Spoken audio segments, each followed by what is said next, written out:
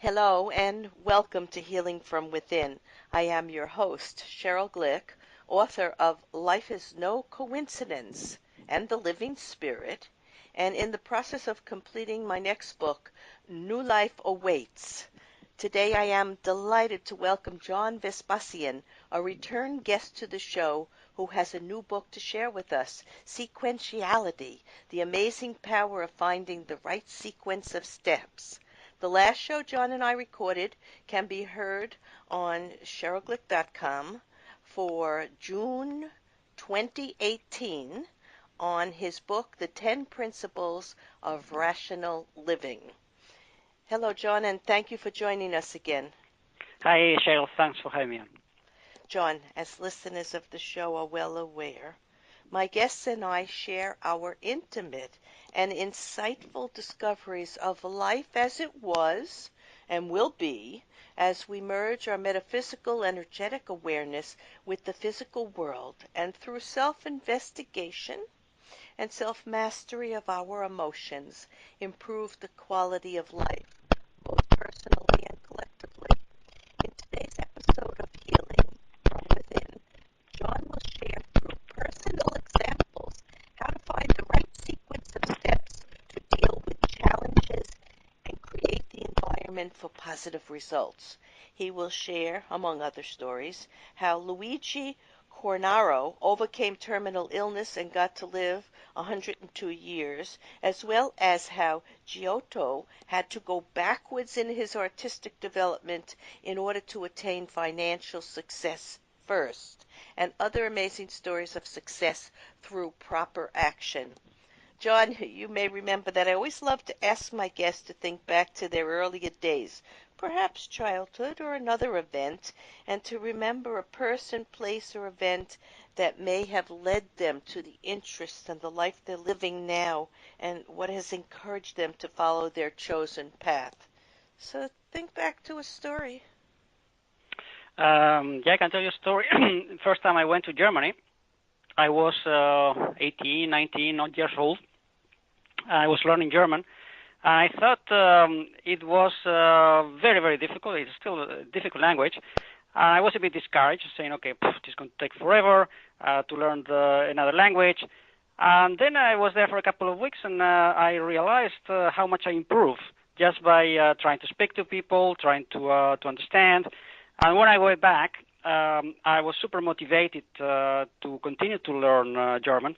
And this actually changed my perception a lot about doing long-term projects because it's very difficult to motivate yourself to change your career, to learn another language, to learn new skills, to get a degree, to enter a new market. It's very difficult to convince yourself that it is worth it to put hours and hours and hours when you're never sure of the result. But the experience of learning other languages, which sometimes takes years if it's a very different language from your own, shows, in my personal experience, that you can see the feedback, you can see the motivation, you can see the progress almost daily. And this is the way to undertake long-term projects. And I have done many other projects in my life, but I remember very clearly the first time I went to Germany, I started to learn to improve my German. That's a great story. Yeah. How many languages do you speak? I'm learning now the sixth one. I'm learning Russian because I want to enter the Russian market. And Russian is really super complicated, much more difficult than European languages. And I know it's going to take me a few years, but the Russian market is huge if you want to sell books. So it's my long-term project at this moment. I congratulate you, because learning different languages is like opening the heart and soul to the whole universe and to understanding life and people and yourself. It's beautiful, and it also expands the mind. The more we use it, that's the way we can create greater awareness, and that is, I think, what sequentiality is, what you just described, how you learned that language. So tell us, what is sequentiality? Sequentiality is an application of rational personal development, and I came up with this word sequentiality. I coined this term because the stories in the book They're stories of amazing success and also amazing failure.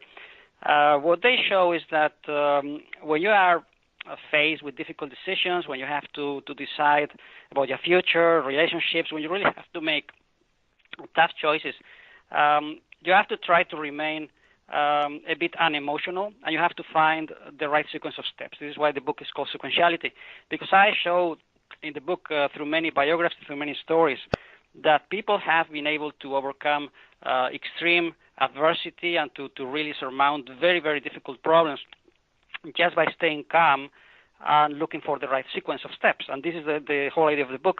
And I present many examples in the area of health, in the area of business, in the area of marketing, in the areas of personal finance, career development.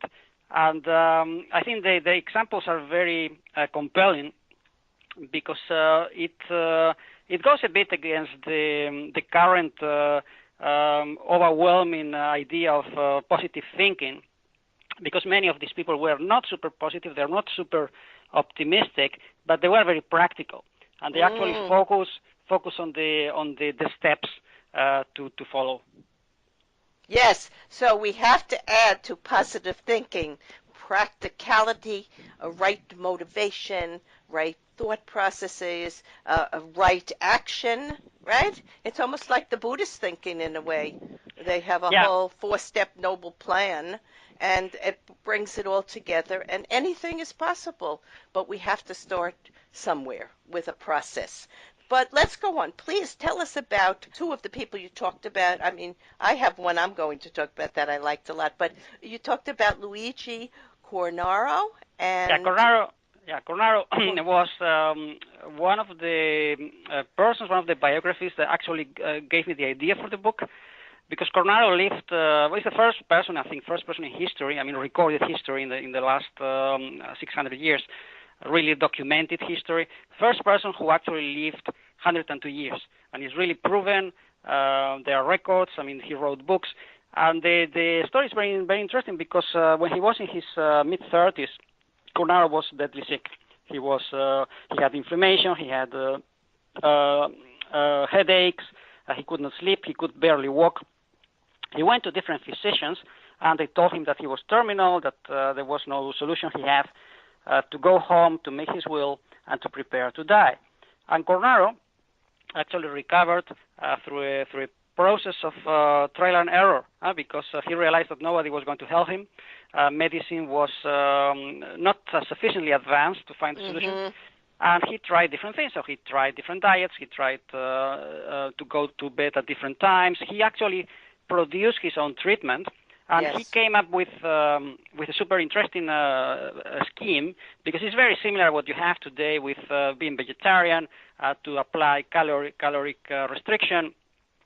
He came with a lifestyle which was super successful, and he came to live in the end 202 years, and he wrote extensively about his experiments about health. He came up with a diet with nowadays in the 21st century, many people are following very successfully. Well, I think one doctor told him to eat more meat and drink more milk, and one doctor told him to eat more vegetables and fish. And I kind of think he made a plan where he used the best of a lot of suggestions. He lived moderately and in alignment. This is very important.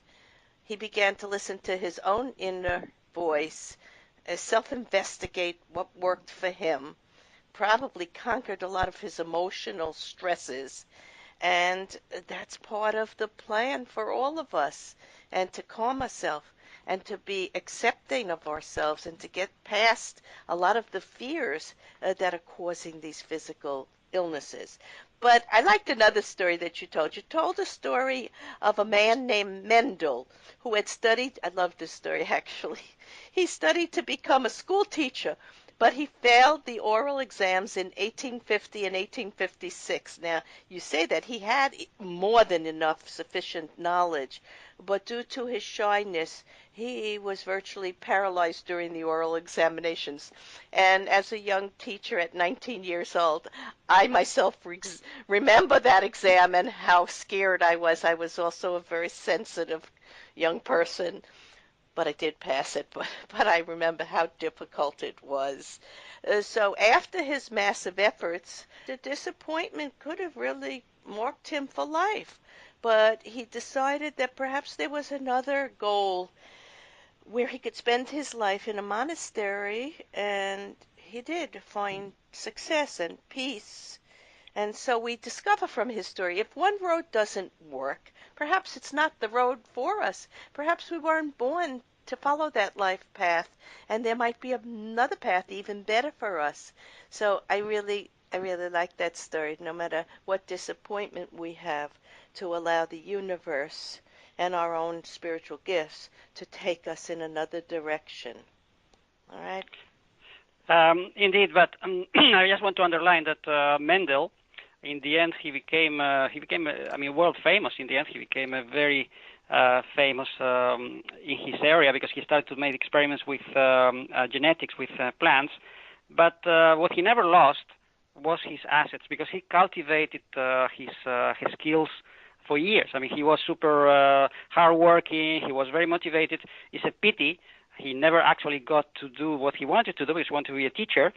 He was super bad at public speaking. I mean, he should have not chosen that particular goal.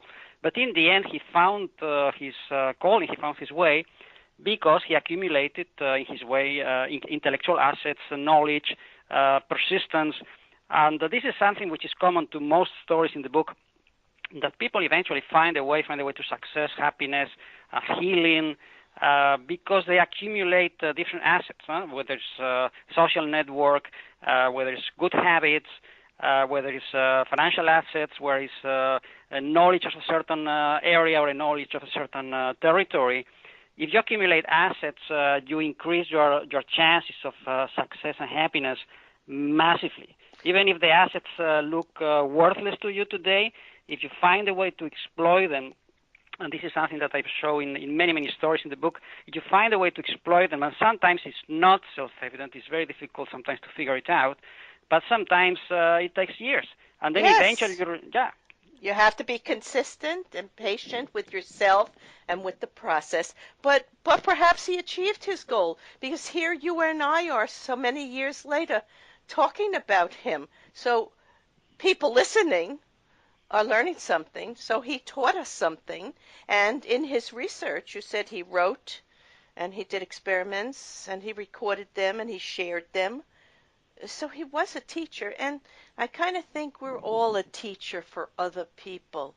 Everyone in our life that we share experiences with, in one way or another, we are learning from them and we are teaching.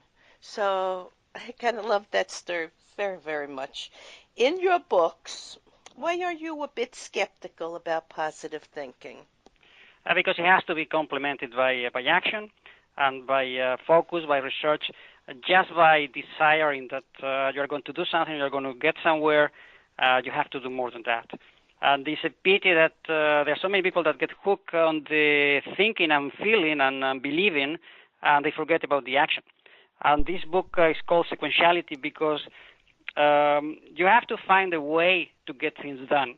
And you can't spend your life thinking and wishing and believing that something's going to happen and nothing happens. You have to go and find a way, and it's not self-evident most of the time. It's not like you read in the personal development books, okay, you have a goal, and then you make a plan, and then you follow the plan. Sometimes people don't have plans, they don't have clear goals. They have a sense of direction, which is something that I stress in my books very, very, very often. So it's much more productive to have a sense of direction and say, I want to go in this direction, I like this kind of stuff, I like this kind of activities, I like this kind of skills, and then to find a way to use them without getting blinded by goals that might be unrealistic. And this is what happened to Gregor Mendel. Yes, I agree. So with consistent action and clear intention and just developing yourself, as you say, with your languages, you put your effort, time, consistency, resiliency, perseverance, and self-reliance. They're all necessary to add to positive thinking. There's nothing wrong with positive thinking, but it's only part of the equation. Thank you very much for that. According to your research, what is the best method for personal development? The best method is to define or to identify